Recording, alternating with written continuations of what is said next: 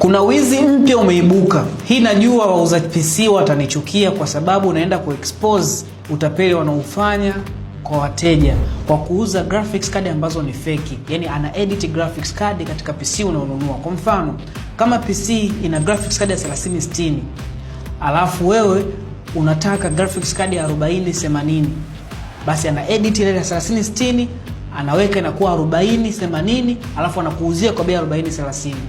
Na PC inaongezeka thamani, kuna pay zaidi kwa kitu ambacho ni fake. Na hivi ndivyo wanavyoedit. Unachotakiwa kufanya katika PC yako, let's do this. Make sure umeshare video, umesave na kufollow account kwa tactic kama hizi. Mfano hii PC original iko na Nvidia Quadro T1000 with Max Q design. Tuna tukaiedit. Kwenye keyboard yako bonyeza Windows XM. Alafu njoo kuna display adapter.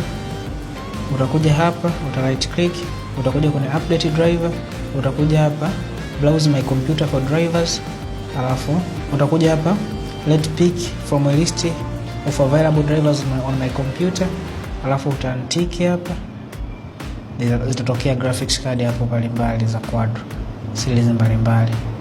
Naona kwa anachagua ile maximum zaidi, labda naweka A3000 au A5000.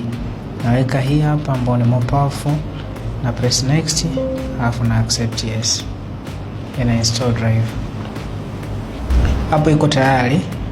Tukirudi kwenye specification za PC yako, kwenye graphics card unaona imebadilika, imekuwa Nvidia RTX 5000 Ada generation.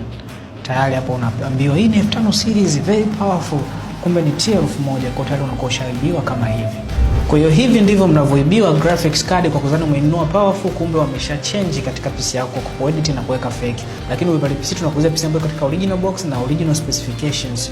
Na kama umenunua PC ambayo ina card, unataka kujua original card yake ilikuwa ni ngapi, comment hapo chini card ili tuweze kutumia link ya namna gani ucheki.